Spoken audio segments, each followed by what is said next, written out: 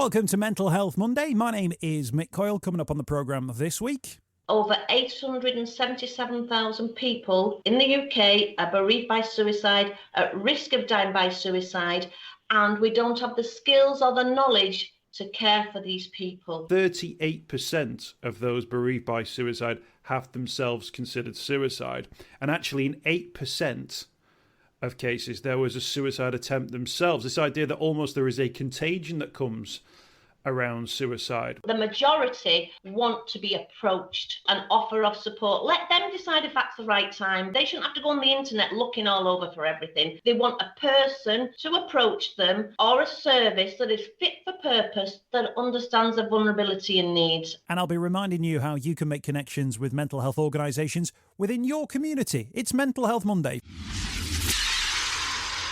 Welcome to the programme. Thanks for checking out Mental Health Monday once again. And thank you, as ever, to the community of people who support the programme and make it work through listening, taking part, suggesting topics, suggesting guest interviewees, and a million and one different things in between. Last week's edition was really successful with the team from Ripple, and a really important story to tell and to share as well. We wish her all the very best. Let's move on, though, to a different conversation now. And it's a revisit of a conversation I had more than 2 years ago, believe it or not. But suicide is still very much part of that conversation. And suicide has been on the agenda this week off the back of the comments from Meghan Markle and her thoughts in regard to the situation she found herself in within the royal family. Now, I'm not going to get into the whole nonsense around things that were said on national TV, but it was good to see that there was an incredible amount of sympathy towards Meghan Markle in the main, and also organisations, many of whom have appeared on this programme, taking the opportunity to talk about what to talk about when someone mentions feelings of suicide to you. And there are things that you can say that are the right things to say. There are also things, Piers Morgan, that you will say that are the wrong things to say as well. So I'm glad that those organisations took the opportunity to talk about suicide responsibly, and hopefully that's something we can continue to do here at Mental Health Monday. Dr. Sharon McDonnell is with us on the programme this week. Now, Dr. Sharon was with us because she was gathering evidence for a report that she was writing through the University of Manchester. She's the Managing Director of Suicide Bereavement UK, and she's an Honorary Research Fellow at the University of Manchester. And she wanted to build the biggest report yet, setting out the lived experience of those who've been bereaved by suicide. What is it that you actually go through? What is the help and support that you actually need? And how can we make sure that that help and support is available? And the conversation's a fascinating one with Dr. Sharon, because now she has had those conversations, more than 7,000 of them. Many people who listen to the Mental Health Monday, by the way, took part in that survey. And she's written that report and is now hoping that that report can start to set the national agenda in regard to response to suicide. She's an absolute firecracker of a guest, by the way, as you're about to find out when I welcomed her back to the studio on Mental Health Monday. It's over 2 years now since we last spoke. So thank you for inviting me back on to tell you a bit more about the report and everything, because I was thrilled that you actually invited us onto your station to help recruits. So we had no findings, we had nothing to tell you, but actually you reached out to your listeners, because we had we wanted to recruit 7,000 people, and we were so near, but about 300 people off. And then when we took part on your when you interviewed me, your listeners stood up and they took part. And this survey, this suicide bereavement survey that we was conducting, wasn't a one-pager. 72 questions and difficult questions, but they stepped up and we managed to recruit 7,158 people, making it the largest suicide bereavement survey internationally. Which is an incredible achievement in and of itself. And that's before we get into the work you've been able to do in terms of the responses. And I think there's a fascinating conversation to be had here. The report is called From Grief to Hope, the collective voice of those bereaved or affected by suicide in the UK. Dr. Sharon McDonnell has been very much the driving force behind it, but a huge team around making it work as well. Before we get into what was found, can you just remind us of what you were hoping to achieve? What were the aims of having these conversations? So what I will do, I will tell you a bit of a backdrop so you understand the importance of this study. So, okay, suicide, the economic cost, this is research on this, the economic cost of suicide is £1.7 million. This is, 60% of that cost is caring for those bereaved by suicide. 6,500 people die by suicide, but we know evidence tells us now 135 people are impacted. These people are also, we know, are at risk of dying by suicide. So each year, over 877,000 people in the UK are bereaved by suicide, at risk of dying by suicide, and we don't have the skills or the knowledge to care for these people. So caring for those bereaved by suicide is recognised as a key aspect of suicide prevention, and it's a government priority to support people bereaved by suicide. But prior to this report, we have some understanding, but if we wanted to look at the research, we had to go to other countries to tell us how to look after our people. Well, that's not good enough. So this is what we did. Our team, in our spare time as well, stood up, took us 6 years to do it, and we've led this study. And what I love about this is, you know, we wanted to understand their experiences and the perceived needs. And when there's a problem, sometimes the solution's in the problem. Just ask. And we did. And we dared ask. We asked some really difficult questions. And because we dared ask, they knew we were bereaved. They knew it was coming from a good place. They dared answer. This report, and I want to tell you listeners, is shocking, but extremely powerful. And what is really special about it is, you know, evidence says, or we know, those bereaved or affected by suicide, so affected is the professionals that look after us, for example, they're a hard to reach, hard to engage population. But let me tell you, you go about it the right way, they're there. You can't see the wood for the trees. And the majority of these people have been recruited thanks to people like you, because I've got to say, I've been thinking about this before coming on. Radio stations are an underutilised resource for suicide prevention, you know, and the work you do is amazing. So radio was on BBC Breakfast, but the majority were recruited on Twitter, and the men were recruited by the help of Neville Southall, who just embraced this. So this is more than a study. It's these people are finding the voice, and they want and now expect to be heard. And it's thanks to people like you that are giving us that platform, that hopefully people of authority, power, and with money might just listen, and it'll make a difference. That's very kind of you to say, and actually, but testament to the hard work that you were putting in, that people sort of saw you as a figure that they could put their trust in as well, that they saw that was a way forward, that they could speak in a safe way, in a way that they thought, I'll be listened to, and actually what I say can be taken forward. Can I in terms of the study and the results of it, I think there's a fundamental shift here that people will have when they read it if they know nothing about suicide.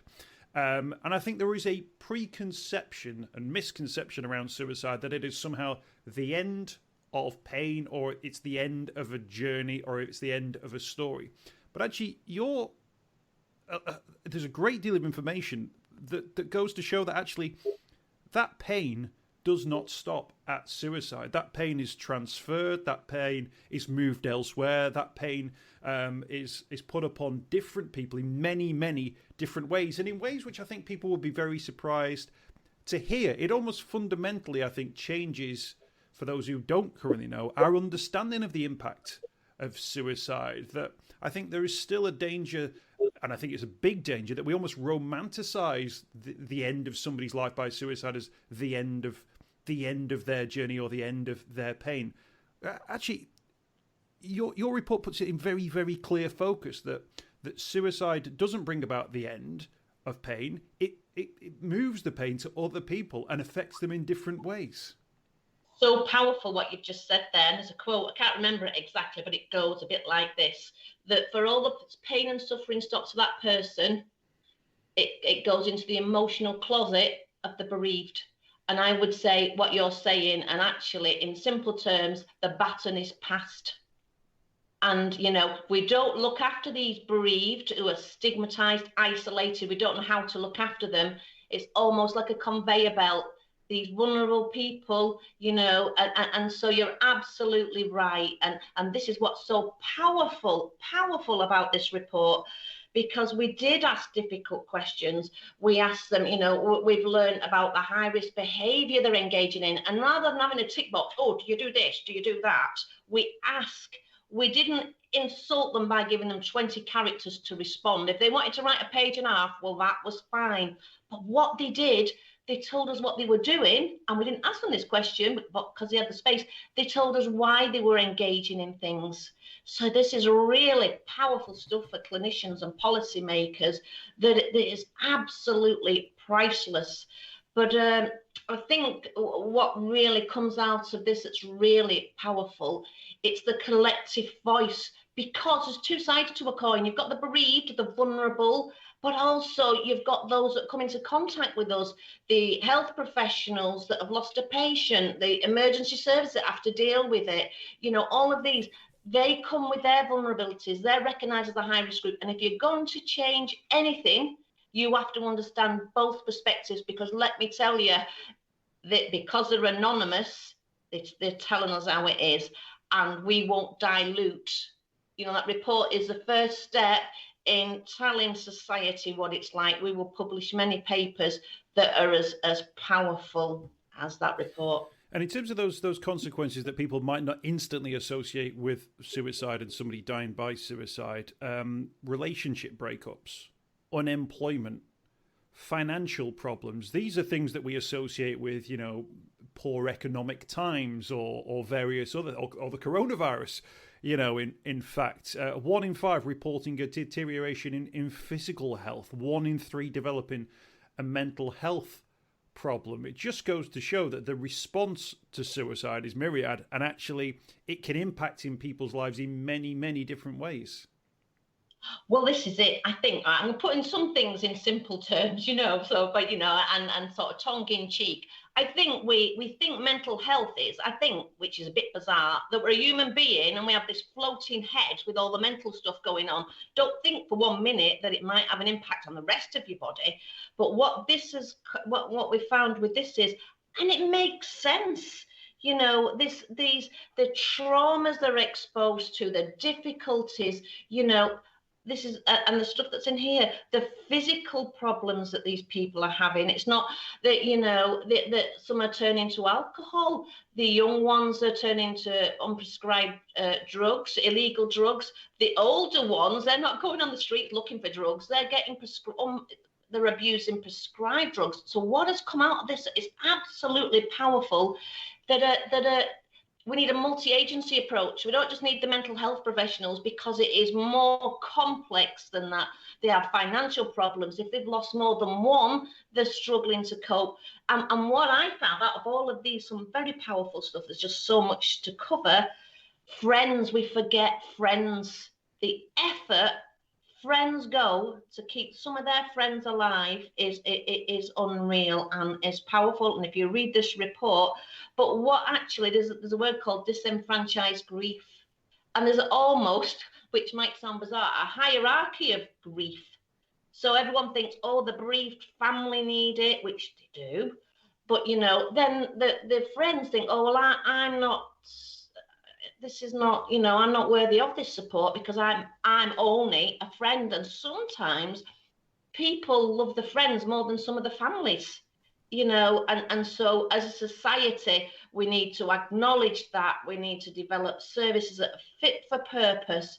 And that's kind of where we're at, I think. Multi-agency approach. Yeah, absolutely. We'll come on to the recommendations of the report, because there's plenty in there, and there's lots to take stock of. In regard to that and the way that people respond when somebody's died by suicide close to them, it may be a friend, it may be a family member. I've heard it said many times that actually you are then at much higher risk yourself of considering suicide. And the stats that you found have borne that out to an extent to which I was surprised how high it was. 38% of those bereaved by suicide have themselves considered suicide. And actually, in 8% of cases, there was a suicide attempt themselves. This idea that almost there is a contagion that comes around suicide, which is incredibly, I think, shocking. And also, maybe the first time that I've seen this borne out in statistics, that people will say that you're close to their 1 in 10, 1 in 12 people who are bereaved by suicide, then attempting suicide themselves. Yeah, so I think what's very powerful about this study, so there's research being done by Alexandra Pittman, and she was saying, that actually the reality is these people, the distress they are exposed to fits in within the remit of psychiatric services, yet they're expected to go to the charities. Now, the charities do an amazing work, absolutely, keeping these people alive. But that's the situation. So what this research has done, so you'll get these charities, hardly any money, surviving from year to year, yet they've got the most vulnerable people, keeping them alive, basically, some of these. And so what this study is doing, the charities are not shocked. I wasn't shocked, but now there's evidence to say that. So I think the good that will come from this, this report, you can ignore it, but you can't ignore this report. And what is powerful, and you were saying it before about the people that feel this have emotionally invested in this. They don't want to be anonymous anymore. And you're absolutely right. I do believe on Twitter and the conference I do, they're emotionally invested in me and think that I will do something with it. I will desperately try. Do you know what I mean? So we're not going to be ignored anymore, whatever it takes. And it's people like yourself that dares talk about this topic that will help. We'll give our voice even a louder voice. But can I just talk about men? Absolutely. We can talk about men. Absolutely, we can talk about men, because again, when it comes to suicide, the stats are very clear. The stats are very obvious when that there is this weighting towards men more likely to die by suicide. I know many men took part in this survey as well. So just give us a sense of where you're at and how that sort of turned itself into your report. Right. Let me tell you, society needs to get a grip and stop saying men can't talk, because let me tell you, provide the right society's failing men, not men failing themselves. Provide the right conditions and they'll talk. And I'll give you an example. They might not be able to talk. I mean, when we say that, what are we saying to our young boys? If you want to be a man, don't talk. So, this cycle's still going. So anyway, when we've done this, you're anonymous. You say what you want. So professionals, they dare to say what they want. So the men, and what I've learned about men is, which is lovely, if they're anonymous and they think they're helping others, well, they'll do it. And ironically, they actually help themselves, but they don't do it for that reason. And I was analysing all the free text. So if you can imagine, for one response, it would be like a page and a half. So I was reading these. I didn't know who, men or women, who had said it. I couldn't separate the men or the women. They can write. They might struggle to talk, but let me tell you, they can write. And I think if the biggest fundamental change is stop saying men can't talk and say, well, why are we failing men? What do men need that will help them? And again, ask them, because they'll probably tell you, rather than assuming. Sometimes we think a complex problem needs a complex solution. Just ask. I know that sounds really basic. No, I don't know. I think you're right. No, I think, and actually, we were talking to the Samaritans on the program just a few weeks ago, and they were offering and issuing new guidance, having basically spoken to men who were engaging in service and saying, what was it that made you engage? And actually, it wasn't like you didn't have to put like a Formula One car outside like a building and go, oh, look, Formula One car, and then try and drag them in, kicking and screaming. Or you didn't have to have like a football-branded event for men to open up. But actually, there were ways that you could encourage men to speak through encouraging the right people to encourage them to talk. You mentioned the former Wales and Everton goalkeeper Neville Southall, who you would class as a big bloke. He's a bloke. He's a footballing icon. He's a hero. He's a manly man. But actually, he's there talking about suicide. He talks about many different things through social media, which allows other men to almost legitimize their thoughts for it. But why do you need to legitimize those thoughts? Because you've grown up in a world where you've been told that you need to man up, that it's stiff upper lip, that it's keep calm and carry on. And those are the sort of dangerous things which I think generationally, I think will go and will disappear eventually. But I think the danger for a lot of people, and I've spoken to many of them on the program, is that sometimes it takes a bereavement by suicide, or it takes a very serious mental health intervention in someone's life before they think, oh, I probably need to think about this. And I think we almost need to normalize those conversations much quicker, so that men feel straight away that they go, oh, I can talk about this. This is something that I can open up on. This is a conversation I can be part of, without thinking there's some sort of stigma that will carry with them as a result of it. So on Twitter, every day for 12 months I'd say, thank you to the 2 people that take part. That means so many have taken part. And every day I'd do it. And after a bit, people would go, I do it because I get up early. Sharon, what's the update? And I'd think, oh, for God's sake, I'm going to London here. I haven't got time. So I could tell people anyway, every day went on. And then this particular day I went, right, you men, this is rubbish. We're getting thousands taking part. You're not taking part. You can't moan if you don't take part. And Neville Southall came on. He went, Sharon, take over my Twitter account. That will get you some men. I thought, oh my God, how's this going to work? Men don't talk. I don't like football. And I'm talking about a taboo topic. 2 hours had to go on. So it's quite a funny story. So I went on and I said to my friend, oh, do us a favour, come on. And then if no one talks to me, you can, we'll have some kind of conversation. So I thought, right, okay, what shall I say? So I thought, right, I'll tell them about the study. So I did a tweet. And I know you do Twitter. People don't read them in sequential order, do they? But I wasn't thinking this because I was nervous. So the next one I thought, I'll tell them about myself. So I thought, right, okay. So I put, I've been personally bereaved by suicide and in 1990, and I lost my brother aged 29. Well, I was only on 20 seconds and I felt very responsible. He gave me his passwords and everything, I was like, yeah. Then I can't tell you, I think he's got 167,000 followers. Sorry about that, Big Nev. I didn't know you'd lost your brother. They thought Neville had disclosed on Twitter. And then he's going, oh, rest in peace. And I think, oh, no, God. So I contacted Neville and he went, Sharon. I said, shall I come off? Shall I come off? He says, if you can handle it, I can. Guess how many men filled in and said, after a bit, it was absolutely irrelevant because they all started talking then, so you couldn't shut them up. Guess how many men filled it in within 24 hours of me going on Twitter? Have a guess. Oh, 125. 400. And that was because I thought, oh my God, I was on at 7 till 9. I thought at news at 10, it's going to disclose that Neville's disclosed he's lost his brother to suicide. It was me. And so, the conversation started and everyone started saying, well, I lost my brother and I did this. And, how powerful is that? Absolutely. Actually, but it just goes to show as well that the responsibility that if you want to show it, and that was, Big Nev in this case, and if you are a high-profile figure, you can have these important conversations and be part of important conversations around suicide. We've seen this week, and I don't really want to get into this, Sharon, too much because I think probably enough has been said on it, a very high-profile figure on TV making dangerous and deeply concerning comments about suicide on national TV. And thankfully, the backlash against those comments, I think, will eventually, put pay to some of the damage done by it. But it just goes to show, if you are in a position of authority, when you talk about issues like suicide, it has an impact. Now, that can either be good or that can be bad.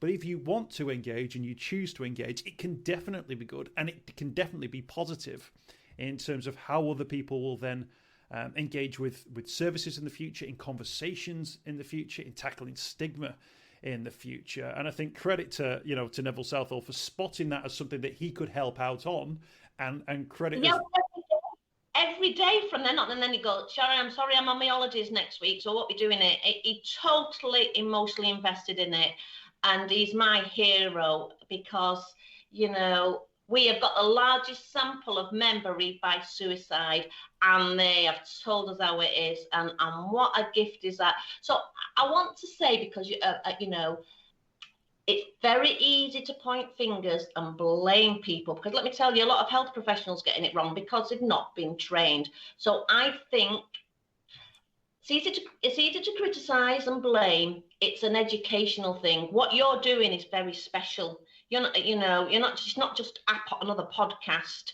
You're educating people. You're giving permission for people to listen, to talk. I'll give you an example. On my Twitter account, I was getting people saying, I filled it in, Sharon, the survey, KISS. I'm thinking, oh, I don't know them. And then I get a man on, oh, I filled it in too, Sharon, KISS. And I'm thinking, what's going on?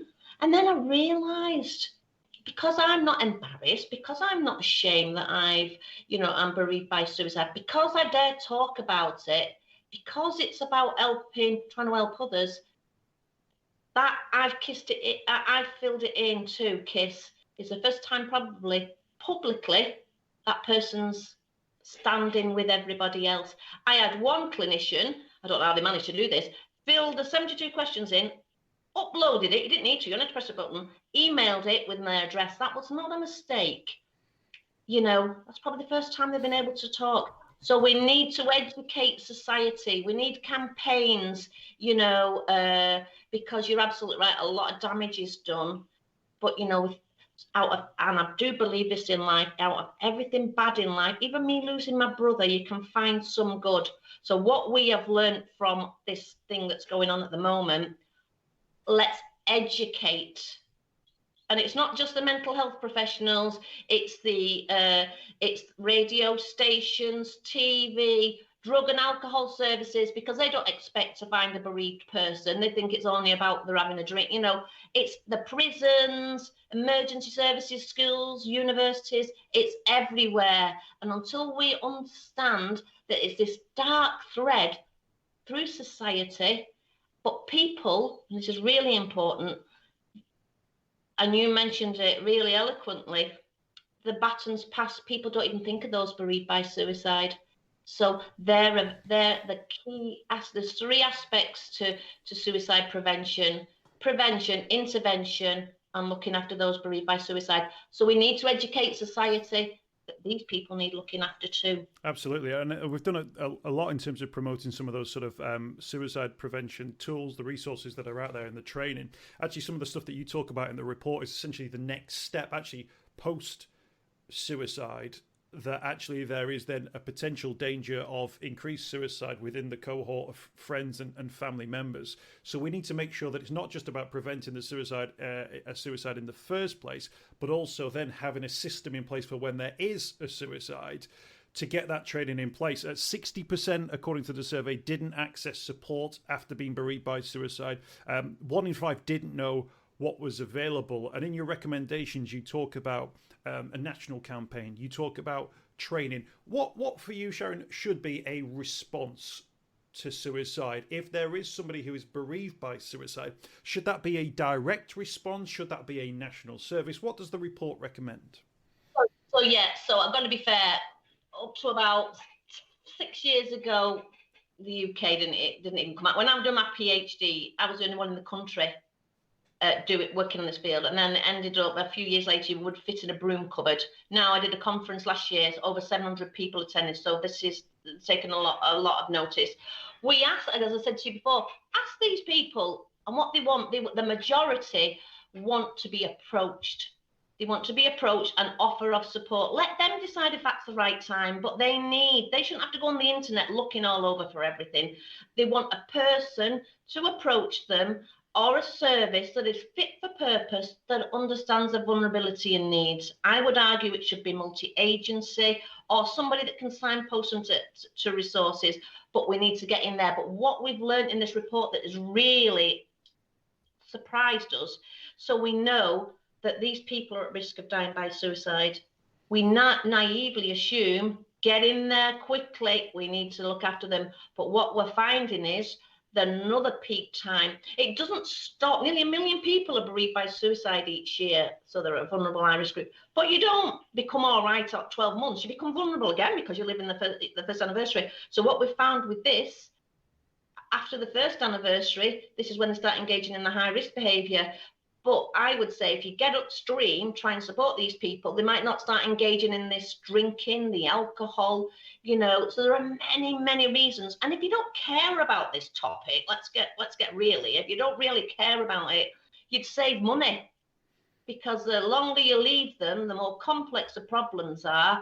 So there is two drivers here. You can have this compassionate and caring thing that these people matter, or if you want to save money, get upstream and look after these people. So, for instance, if there was a family who were bereaved by suicide, when they were organising the funeral, would there be sort of like a offer of an intervention at that point, leaflets and information about counselling services that are available, maybe an organised phone call between a counselling service and a family, and then information that could be shared potentially through the funeral or through social media, or however it would be shared? That would then mean that friends would also see it and have their feelings almost legitimised to think, oh, actually, yes, that is something that might affect me. Would that come from like a government body, do you think? How would that sort of exist? At the moment, you need a wand. And what you've talked about is what these people need. And these people will get it, because they have a right to do it. So you're absolutely right. These people are totally, their assumptive world, everything is shattered, and they need to feel empowered. These people, when you go to a family, and say they've got children or young people, they don't have the luxury of they have to tell their children. They don't know what to tell them. So some might not tell, and then the children find out at school because it's on the phones. They need immediate support, or the young people or the friends, they need to know. The universities, the workplace. I mean, just referring to the radio stations, there's another radio station where they've lost someone to suicide. The workplace, they haven't got a clue what to do with these people. So in our report, 50% didn't get any offer of support, and those that did was bargain basement, wasn't fit for purpose. But this report and the research, we can tell them what these people need. Do you see what I mean? So it's all right, tick box exercise. Oh, yes, we've got that. No, they haven't. Some charities, and I've got to say, do amazing work. But is it right and proper that we live in a postcode lottery? That you might have one good charity there and the others haven't. But I've got to be fair, the NHS long-term plan want a service across, only in England now, so that everybody has a right to access to services. So this report will undoubtedly inform policy, practice, and future services. But what's special as well in this, we've got the LGBT community have engaged in it. Know nothing about them, but we know they're at risk of dying by suicide. And like I say, men are vulnerable to dying by suicide. Well, actually, people forget men are also a lot of them are bereaved by suicide as well. Do you see what I mean? So if you're a male, you're vulnerable, but also you're vulnerable because you probably lost someone as well. So the BAME community have taken part. Only 3% of the sample, but let me tell you, 3% is better than 0%.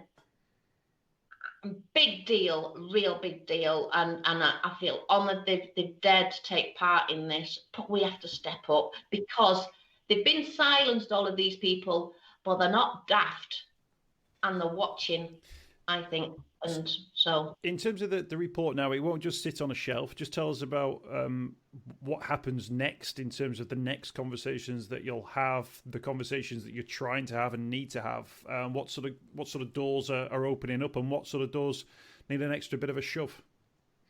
Oh well, you need a big foot at the moment, to be honest. COVID, understandably so, as everything has stopped. Absolutely. I want to add as well, there's research now being done for people, because people are still bereaved by suicide in COVID. It's more complex. So there's this stigma associated with COVID, which is what we're learning at the moment. So they've got a double whammy. They've got, if there's the COVID related and a suicide in the same family, they've got a double whammy there. So what I'm hoping to do is, when you air this, I want to time it, because I love your show and what you do. I'm going to share my presentation that I did at my launch, and I'm going to ask people, because sometimes the people are more powerful than no money, but we have a lot, when we come together and we've demonstrated, the bereaved and the professionals have come together, I want them to share my presentation and the report, and I want them to share it with people of influence, power. It might be a headmaster, it might be a teacher, it might be your MP, and start talking about it on social media. And let's just see where that takes us, because we did this study without any funding, the largest internationally. Let's see what the little people can do with the help of people like you. Well, we'll do our best to share it with as many people as possible. Sharon, it's always a pleasure to catch up with you and to talk about this really important issue as well. It's great to see, two and a bit years on from our conversation, that the report is very much sort of still alive and bringing new information to the fore all the time. The recommendations, I think, are achievable, very much so contained within it. I don't think there's anything in there which people would look at and go, well, that's not worth the hassle or not worth attempting. But I also think the lived experiences that are expressed within are also an eye-opener for a lot of people as well. So I think there's plenty in this as well. It's called From Grief to Hope, the collective voice of those bereaved or affected by suicide in the UK. We'll get a link to it up on our social media as well, so people can have a read through and read some of the executive summaries, but also some of the case studies and various different things that are contained within. Dr. Sharon, we will speak again, I'm certain of it, very soon. Oh, thank you, Mick. Thank you. I hope you've enjoyed this week's podcast. Thanks for checking out Mental Health Monday. My name is Mick Coyle. You can find me on Twitter at Mr. Mick Coyle. You can also find me, Mick Coyle, on Facebook as well. Don't forget, if you want to speak to somebody about your mental health, you can do so. The Samaritans, free to call on 116 123. You can find mental health services where you are. Just look for the Hub of Hope. Type in your postcode. It'll find those mental health services close to you. And for support in a crisis, you can text SHOUT to 85258. That's if you're experiencing a personal crisis, you're unable to cope and need support. Shout to 85258. That's a text line. Do get involved in those services. In an absolute emergency, always remember the number to call is 999. Thanks for downloading the podcast this week. We'll be back next week with more Mental Health Monday.